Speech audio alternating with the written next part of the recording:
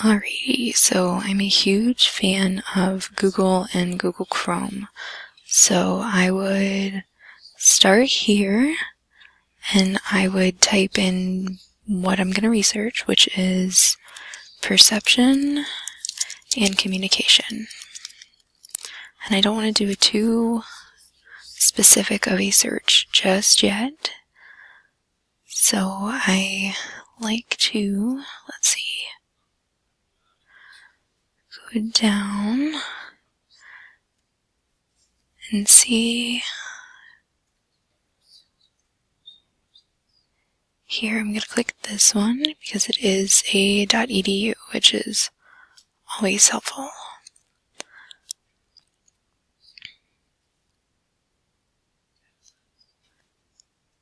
So going through here, I want to see how perception influences one's communication. So before I specifically look for my topic, I like to get like a broad perspective of my topic.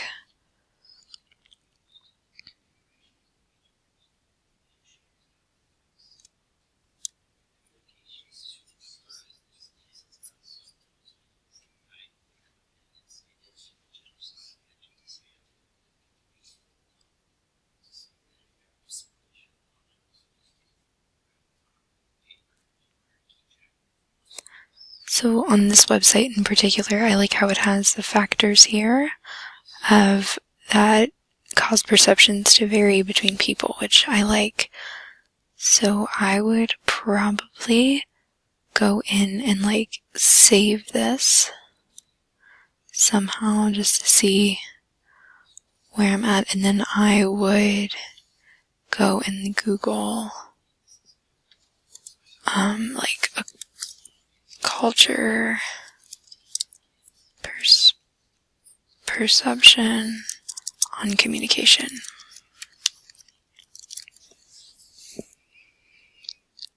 And then I also really like Google Scholar as well to use. So like right here would be cool.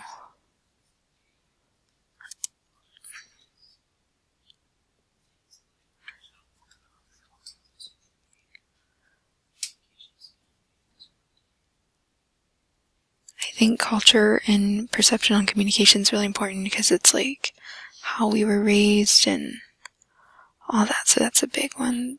This one I always like get confused because I never know, like I feel like this is something I would have to pay for, so I would like ignore it. Or that's maybe I just don't know how to properly use it. But let's see.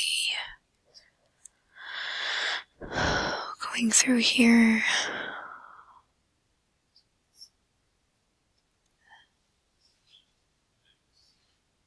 There we go. Okay, cool. Oh, it's a course syllabus. Well, that's not going to help me.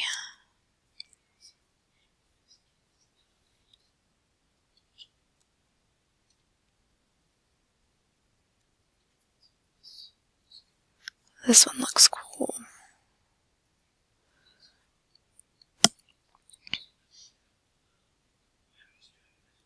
And then once again, it is like a .edu, so that's always helpful and more credible as a source. What I like about these two is like normally they would have like citations in them, so then I could literally go right to the source and take that, which is helpful for me as well in furthering my research.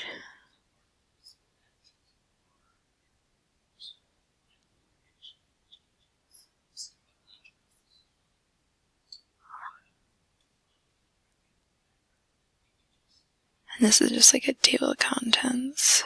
I think that's all it is, isn't it? Yeah. Okay.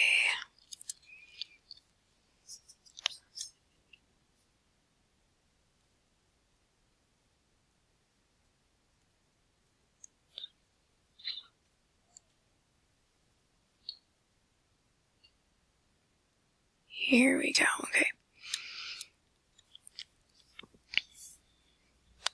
I always get frustrated looking for like scholarly articles because I think they're really deceiving with what you can and cannot download. So I try to look for scholarly articles, but sometimes I just really get frustrated, and maybe that's because I don't know how to properly look for information that way. And I feel like sometimes the vocabulary is really big too, and I get confused.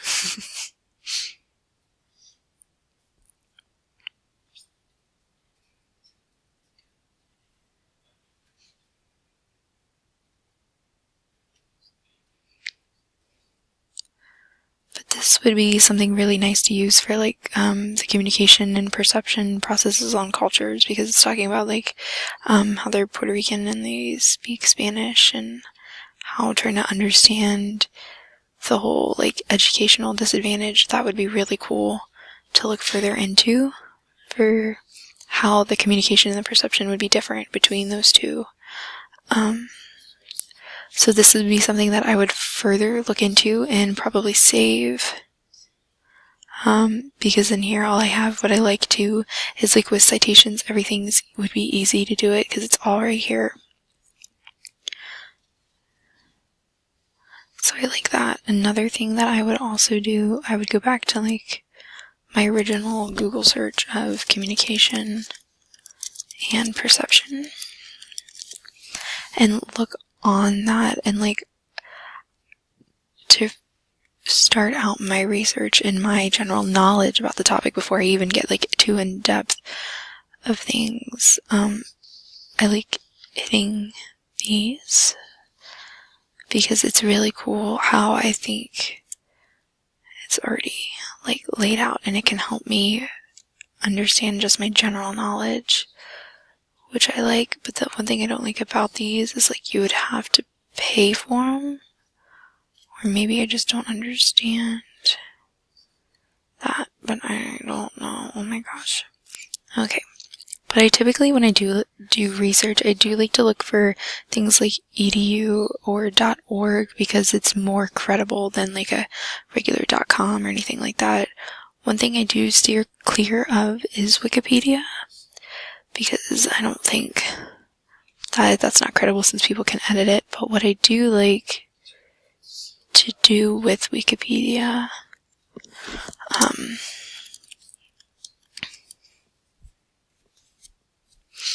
is to further, like I said, like my general knowledge. And then sometimes, which a lot of times, they have their cites, say their citations down at the bottom.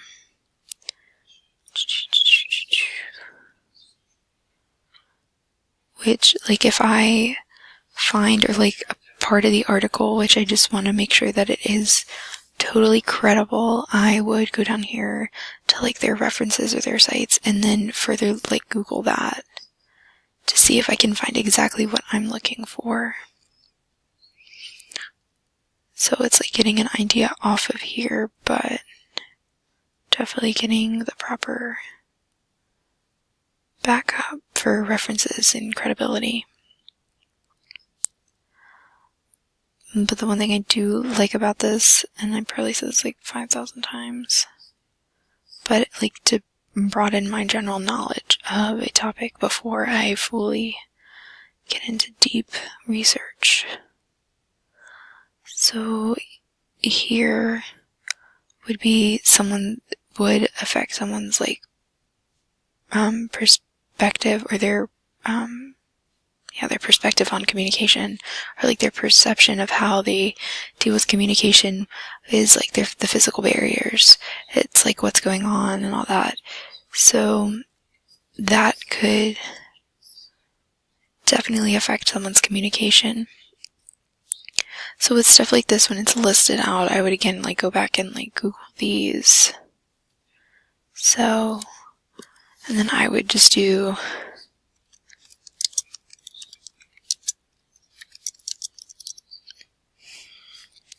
because I like normally to keep my searches pretty broad, so it's not too concentrated.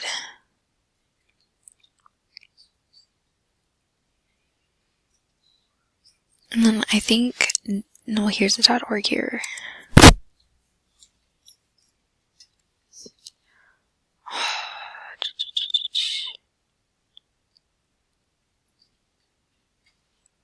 So then here, it would definitely put in, because it was talking about time. And like that could be a physical barrier with communication as well. And then this is really nice, like it was talking about space. Because if someone is too close up in your bubble or anything like that, that's really cool. And I think that would, I mean, for me personally, that would definitely change my perspective of how to communicate. So that would be another one that I would probably further look into and probably like lay out my paper about the different things that can affect your communication as your perspectives, as in like your physical barriers and the distance, the space in between you two would be really nice too to go into. I like I said, this one's really good because it's a .org. So I like that. And then I'm sure we could like cite it down here with all that information.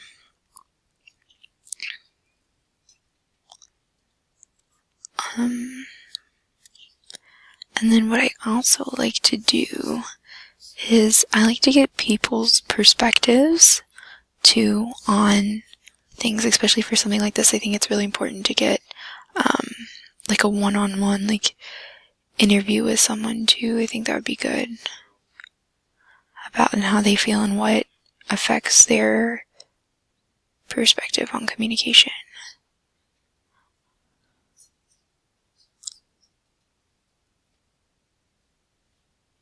So like here's like a blog, which would be cool if getting someone's, that's like their opinion on their perspective and their communication, which would be really cool and really helpful.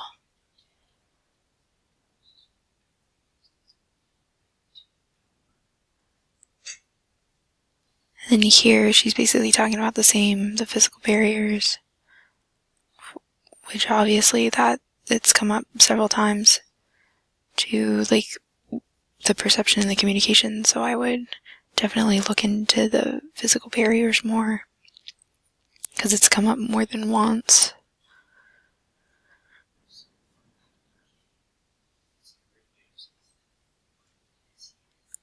And then of course I would like cite it. I'd probably use EasyBib to cite because I'm not really familiar with citing without any help. So that's what I would do. I personally like to get a different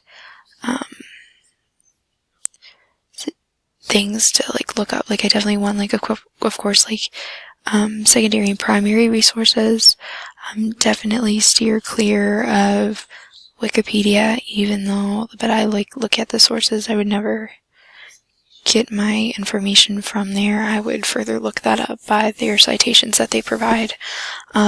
Definitely would probably, I also like to look at other people's work because that would help me. I like to get other people's opinions on things. So when I research things, I like to look at other people's like projects and what they have done, because for me it helps me form my own opinion based on what they have done, or how to like get an idea of layout too. But with using someone else's, I would see like their citations and look at that research from there.